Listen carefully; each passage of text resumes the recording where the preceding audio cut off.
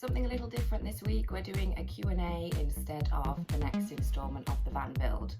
A couple of weeks ago, I asked you lovely lot to send in some questions, and you did. So I'm going to do my very best to answer them, and hopefully that will put your curiosity to rest. These are mostly van build questions, with the obvious tumour one thrown in there as well. So I'll give you a little bit of information about what happened with all of that, but mainly they are van build questions. So here is a little bit about me. At 18 years old, I went to Zimbabwe to volunteer at a lion sanctuary for several months. I've also been trekking with silverback gorillas in Rwanda, and I have been whale watching in Alaska. And from the ages of 13 to 30, I have been feeding monkeys in the Gambia. I've been paragliding, bungee jumping, diving with great white sharks, and I've hugged a roo. I've taken photographs such as these, and I'm most happiest in places like this. Let's dive right in with the question that I have been asked the most so far, and that is, what am I doing with the bulkhead? I do want a separate cab from the back for many reasons, many reasons, of which I will explain in the bulkhead video. But I do want a separation from the cab to the back. Now, Dad and I a couple of weeks ago took off the bulkhead because the original plan was to cut a hole in it, because, you know, you obviously need an access from the back to the front, but I do want that partition between the two. So a couple of weeks ago, we took it off, and the second we lifted it up, we were like, this is coming out. It's so heavy. It must weigh 25 kilograms. So we were originally just going to cut a hole in the bulkhead that was there, but as soon as we lifted it up, we were like, this has to come out for weight reasons. It's just too heavy. So we've been to buy ply and some 2x2, and we have started to create the replacement bulkhead, but it took us an entire day to shape 3 bits of wood. So it's probably going to be a while before that video and that footage gets to you. But that is the plan. There is going to be a hatch in the bulkhead that I can close the doors to. So there's going to be a complete separate space with the bulkhead and the back. But it's now going to not be the metal original bulkhead. We are going to replace it with ply, so it's much lighter. So that's what's happening with that. Next, am I going to upgrade the suspension? Now, if any of you know, the barest amount of research, you will know that the rear suspension in the Boxers, the Ducatos and the Relays is quite poor. And I'm obviously going to add a ton of weight to the back as well. So we are going to replace the suspension that is there with air suspension, I think is probably what I'm going to go with. But it's not decided yet. I think the likelihood is we're going to replace it with air suspension, but yes, the reverse springs, the rear springs are going to be replaced because the suspension is notoriously shoddy in those vans. So I found a great deal and haven't pressed the plug yet because, you know, that's something that I'll probably do later down the line. But yes, the suspension will be replaced. Another big one, what's my budget? What is my budget? Well, as some of you know, I've been extremely unwell and I have not worked for several years due to that. So I sold my beautiful Audi, my wonderful, trusty Audi that I've had for 5 years, love her to death. I sold her and I'm using the money from that to basically build out the inside of the van. So my budget is about 8,000. I mean, you know, I'm sure that's going to go over as we get there. I've already spent 6, which doesn't look like a lot because, you know, there's nothing in it yet, but I've bought all the stuff for the inside. I've spent all the money I need to basically get all the bits on the inside. So what's left to buy is, you know, the wood and things like that for the doors and the cabinets and stuff, but all the main components I have bought. So I've spent a lot of money and there's not a lot been done yet. So I think I've spent about 6,000 at the moment. I've got another 2 to play with, and you know, hopefully YouTube can kick off and I can earn a bit more money. At the moment, the budget is 8. We'll see how we get on. I mean, who knows? I'm sure you can do it in a lot less, and I'm sure you can do it in a lot more. But at the moment, I have 8,000 to play with. Next question is, where am I traveling first, and when will I be ready to go? Some of you might not be able to kind of wrap your head around my answer to this, but I'll explain probably a bit more of how I've got this way when I get to the thyroid question. I haven't thought about it. And I know that sounds really bizarre, but I haven't thought about where I want to go first, my first traveling destination. I'm not necessarily doing this for travel. I mean, yes, that would be a wonderful byproduct of this lifestyle, but I am doing this as a way of life. I have been very ill, and I have, like, everything else in my life has sort of crumbled away, and I'm starting from scratch at 33 years young. I am lucky enough to get a second chance, and I can build whatever life I want to. And I have decided that the slower pace of life I want, more connection to nature, living in a van. So I am doing this for the way of life, not necessarily to travel. So I haven't actually thought about where I'm going to go first. And I know that sounds really weird. I'm just going to hit the road and go. I'm just everywhere. I want to go everywhere. So yeah, I haven't actually thought of my first destination. I presume, my guesswork would be I have a farmer friend, and I'd probably just go ask him if I could just park in the corner of his field for a while, for a few days, just to get used to the van and make sure everything works properly before going off. So something else which is quite funny, I've never done this before. I've never lived in a van, I've never stayed in a van, I've never even gone on a weekend trip in a van. So yeah, there's going to be a lot of learning when it gets to it, but probably a bit disappointing, that answer. But I haven't actually thought of my first location. I would, everywhere. I want to see everything. I want to see the whole world. So I will start with England and Scotland and Wales and Ireland. And then once I've done those, probably in the next 3 or 4 years or whatever it takes, then Europe, and then we can just keep going, and I'll likely end up in Africa. When will I be ready? Again, no idea, just when the van's ready. I'm a very go with the flow type of person. I'm not on a deadline. I'm lucky enough to be in a position where I have somewhere to live and I can work out the van. So as soon as it's ready, it'll be ready. It would be lovely if it was ready by spring, when the weather's a bit nicer, and I could then, go off and enjoy it, because it's chilly right now. I don't want to go out in it yet. So yeah, where's my first destination? Don't know. Wherever the world takes me, wherever I fancy. And when will I be ready? When it's ready. I'm doing well at this so far, aren't I? Okay, this is the big one, I suppose. Thyroid symptoms. I guess this is the big one. We might as well get this out of the way with. Thyroid. For those of you that don't know, I had a tumour on my parathyroid gland for the last 8 years. Yeah. Oh God. I don't even know where to start. I'm fine now, thank you. The question was, can you explain a bit about your parathyroid symptoms, and am I okay now? Yes, I am okay now. I had the tumour taken out. Well, actually it was 2. I had them taken out in March of 2022. So it's January 2023 now. So we are almost at the year mark. It took a good 6 months for my body to recalibrate after they were out. So I would probably say September 2022, I started to feel more like my old self, shall we say. I started to feel better again. But as you can imagine, I had a hell of a lot of healing to do, because it's been a very traumatic decade. So I've spent most of this year doing a lot of inner work and healing, and working out what I wanted to do with life now that I'm able to actually function again.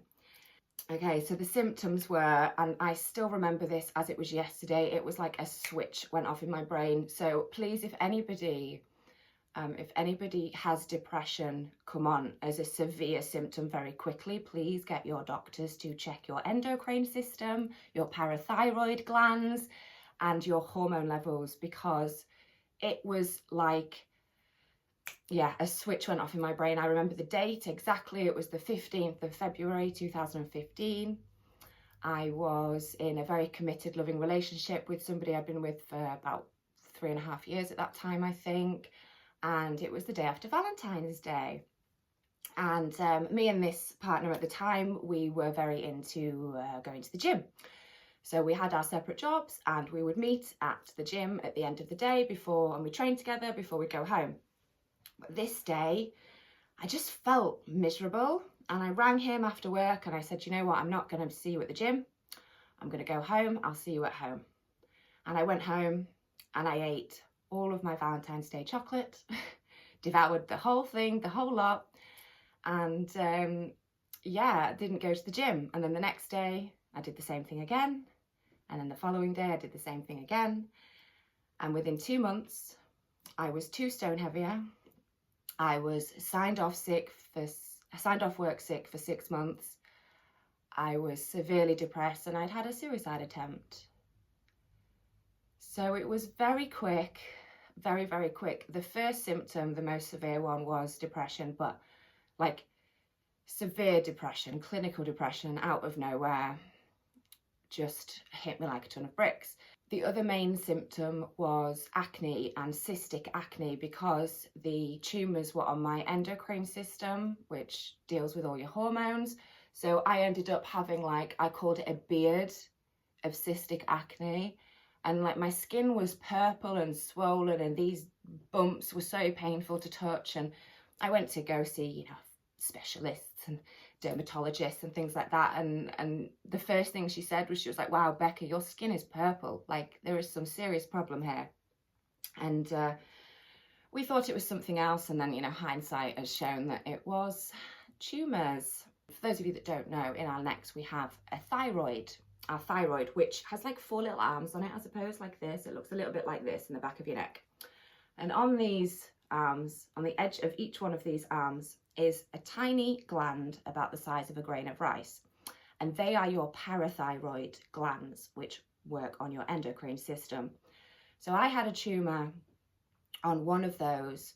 They did actually take out 2 in the operation because the other one looked a bit dodgy as well. And they were like, well, we're in here, we might as well be sure.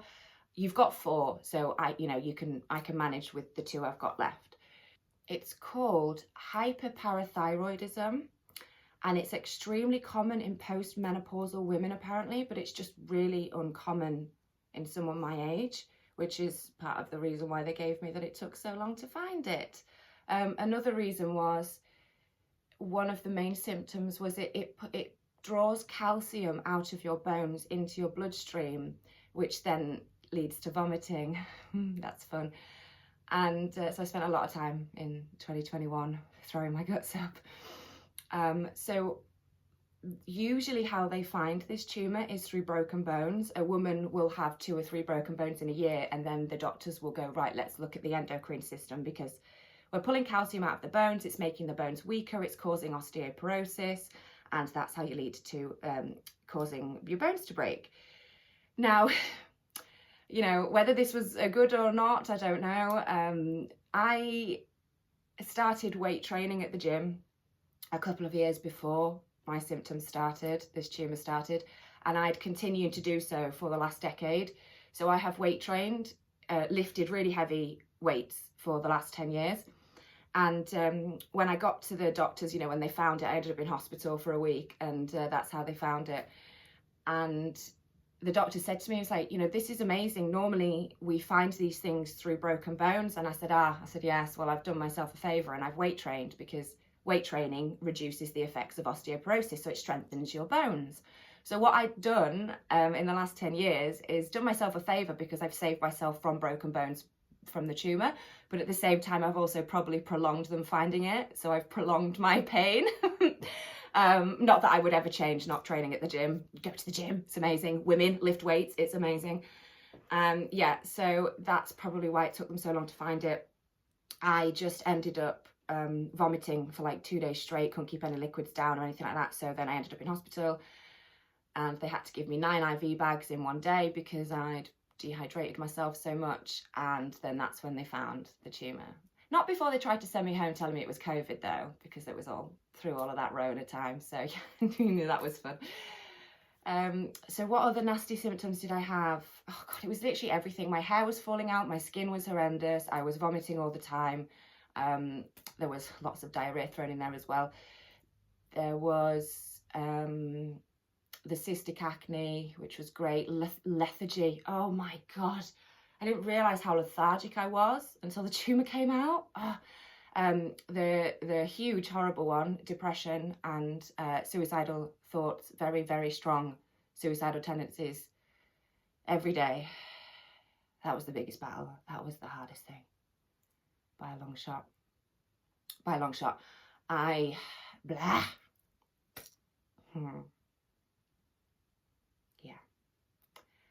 I had several attempts on my life. Put a lot of people through a lot of very difficult situations. Probably inadvertently caused a lot of pain. But I was very, very ill. And as I mentioned before, I have since done a tremendous amount of healing because it was a horrendous time in my life and there was a lot to heal from, and ultimately grieve because I lost my 20s. So still gets me a little bit. Still a touch more healing to do. But yeah, I had to really grieve for the fact that I lost my 20s to this. And, you know, I view it now that I'm very lucky. I get a second chance. They found it. I don't feel that way anymore. As soon as the tumour came out, this cloud lifted.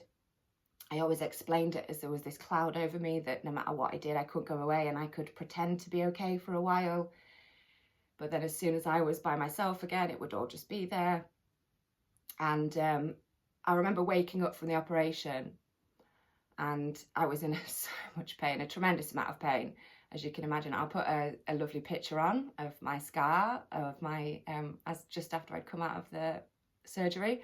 You can have a look at that if you want. If you're squeamish, look away, but here you go. And I remember just asking, I was like, okay, did it work? You know, did it work? Have they got it? Because I was just like, please, you know, I was kind of pinning all hopes that this was the reason why I was feeling the way I was. And the woman, she was literally next to me as I woke up, and she goes, yes, dear. She said, everything's fine. You're great. You know, relax. Don't worry. It's fine.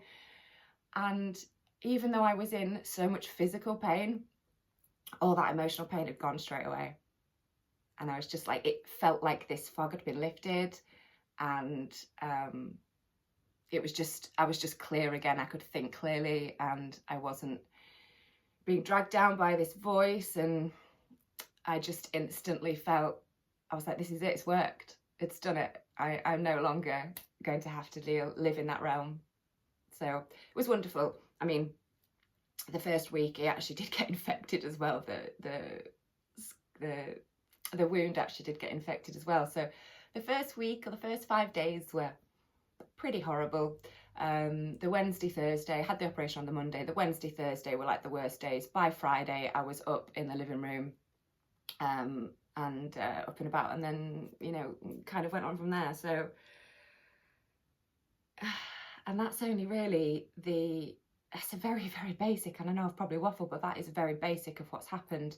So because the tumour got so big as well, it started encroaching on my thyroid. So I then got thyroid symptoms as well as parathyroid symptoms. And towards the end, I think the last year, 18 months, I was eating barely anything because I was throwing up all the time, but I was still putting on weight because the thyroid, and my hair, I just used to lose so much hair. So, and my skin, I lost so much hair, and my skin was like scaly. Like my skin's become really soft again since getting the tumour out. So bags and bags and bags and bags and bags of symptoms, all gross, but I'm very grateful that I'm healthy now. Like every second of every day, I am just so glad that I don't feel that way anymore. I am so grateful that I wasn't successful in my suicide attempts, because then, you know, I wouldn't be here, this wouldn't be happening, I wouldn't be able to build the life of my dreams. So if anybody is struggling, please just keep going. I know it feels like the end of the world and it's never going to get better, but you have no idea how good it can be. So please keep going. Let's move on to a lighter question. But I hope that answered your question anyway. I hope that was enough information for you. Let's pick a good one. Bucket list of destinations. So referring back to the question about where am I travelling first, the thyroid, and going through that for 8 years, I'm pretty sure I have like retrained my brain, and neuroplasticity has taken hold, because my goal for so long was just survive the day. I just had to get through the day, just survive the day without suicide, survive the day. And that's all I did. That's all my goal was for so many years. Just get through the day. You've done a good job. Get through the day. And I think what's happened is I have retrained my brain. So if anybody knows what NLP is or neuroplasticity, we can change our brains, and we can change what neurons fire. And I think what inadvertently that has done over time is made me so incredibly present in the moment that I don't even think about what's coming. I just deal with today, or I deal with what's in front of me. So the question is, where am I traveling first? I haven't thought about it because I haven't got to that part yet. So when the van's nearly done, I'll literally start thinking about that. So in a really weird way, it's been very beneficial for me because I'm just so present now. I used to be so anxious about thinking about worrying about the future, or, you know, reminiscing on the past. No, I just deal with the day. Just deal with the day I'm in. And that's that. So bucket list of destinations was another question. Everywhere. My bucket list is the whole planet. I want to see everywhere. Everything, everywhere. I'm just going to go and not stop. The places I've not been to, which is most countries. I think I've been to like 40 something countries. So the rest of them, that's my bucket list destination. So this kind of ties into the next question is, will the videos stop after the build? No, I'm going to take you with me on my adventures. So that bucket list of infinite destinations of everywhere that I haven't been yet, I'll be taking you with me. So make sure you're subscribed and you can watch along on my adventures. Okay, a couple of practical ones now. How much is a tank of diesel fuel for the van? And how much miles per gallon does it get? And how much is the tax for the year? So tank of diesel at the moment is about 120 quid. And I must get like 500 miles out of that or something. I'm not quite sure. My miles per gallon at the moment is 42, which I've heard is quite good, but it's empty. So I'm sure that's going to go down dramatically once there's more weight in the back. But at the moment, with it is how it is, I'm getting about 42, sometimes 49, depending on where I'm driving, but about 40s for miles per gallon. And the tax per year, this was a killer. My beautiful Audi was £20 for the year. This is 25 quid a month to tax. So I think it's about 300 odd for the year. So practical questions there. Will I be registering it as a motorhome? I'm going to try. The DVLA requirements are open to interpretation. I have found that the language is not very clear that's used in the description, so people can't work out whether you need 2 or more windows or 2 or more windows down one side, whatever. But I've spoke to a few people and they basically say it completely depends on the caseworker that you get at the DVLA. So don't like tear your hair out trying to fit these requirements. What's happening now, because the DVLA very rarely recategorize vans as motorhomes, is most insurance companies are actually will insure your van as a motorhome even if the DVLA haven't converted it, which is fabulous. So I think insurance companies have clocked on. So the advice I got given was go on like Compare the Market or whatever you use, find the quote, you know, find the company you want to go with, ring them up and say, do you do insurance for motorhomes, van with windows, even though the V5 still says van? And apparently most of them do. So that's what I'm going to do at the moment. I've gone with a company, well, I used A Plan because that was who was recommended to me from the place that I bought the van. And I think they're like a broker and they go for lots of different things. So at the moment I'm paying through the nose for my insurance this year as I'm converting it. And then hopefully once it is converted into a motorhome, the insurance will be a lot cheaper because at the moment it's extortionate. Will I be living in the van full time? Yes. Yes. Very simple, quick answer. Yes. And no, I'm not going to be one of those YouTubers who has a house and pretends to live in their van full time but only films it one day a week. I actually want the lifestyle that this is going to bring, and I love being alone. I love being in nature.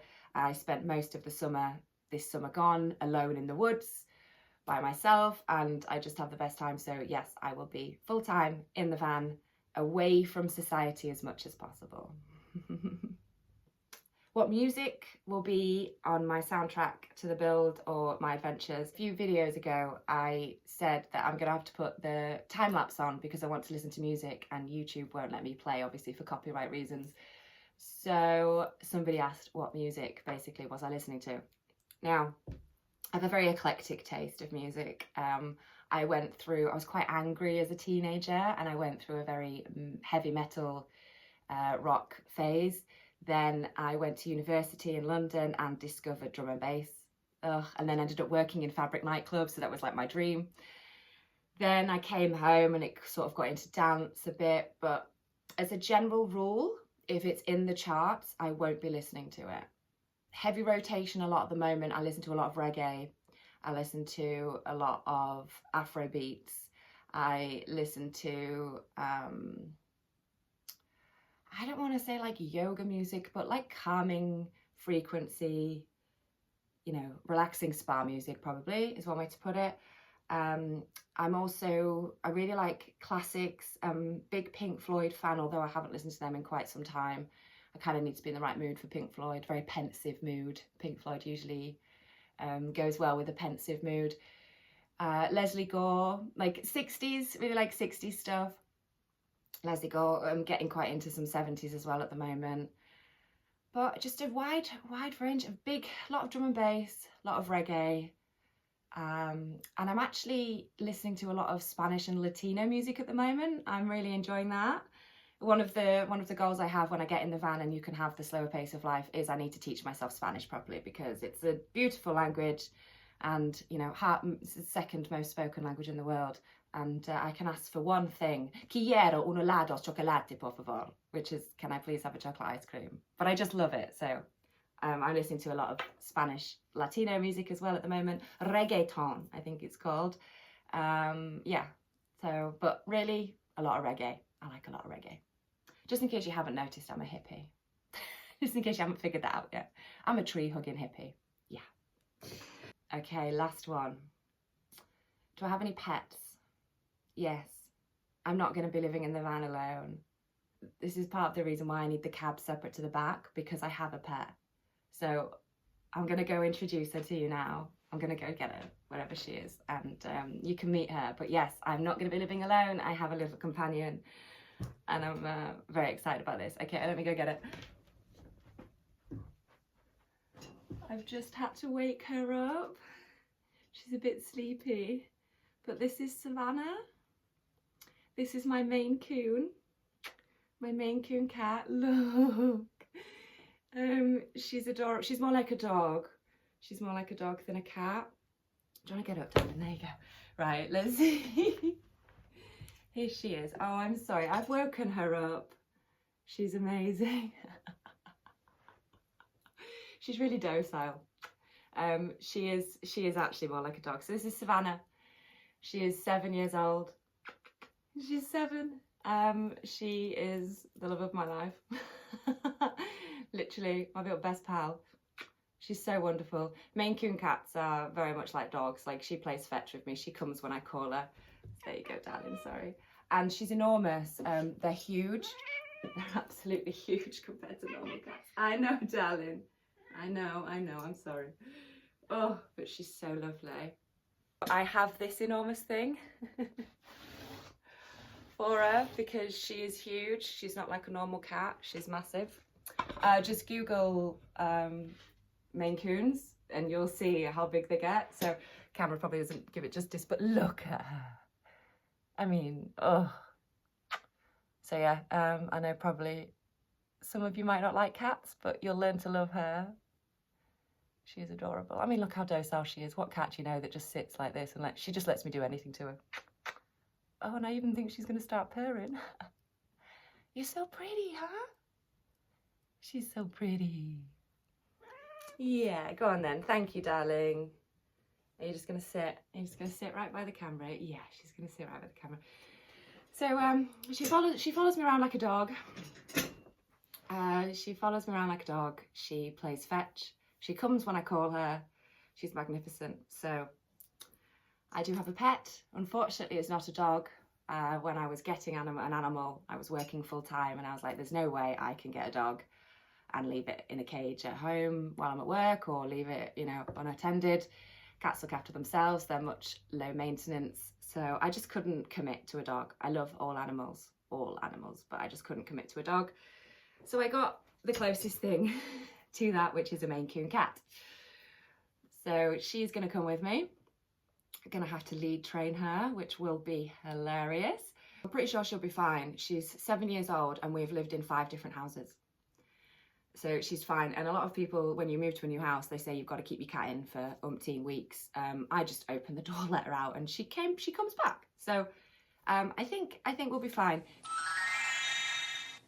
I hope this was informative for you and answered your questions, and thank you very much for watching. And for anybody that has liked or commented or watched or subscribed, like, I'm really overwhelmed with how quickly this channel has grown, and I'm so very grateful that you're all interested, and thanks for coming along and sharing this journey with me. I hope you have as much fun as I do along the way, and I will see you in the next upload. Thank you so much for watching. Take care. Peace out.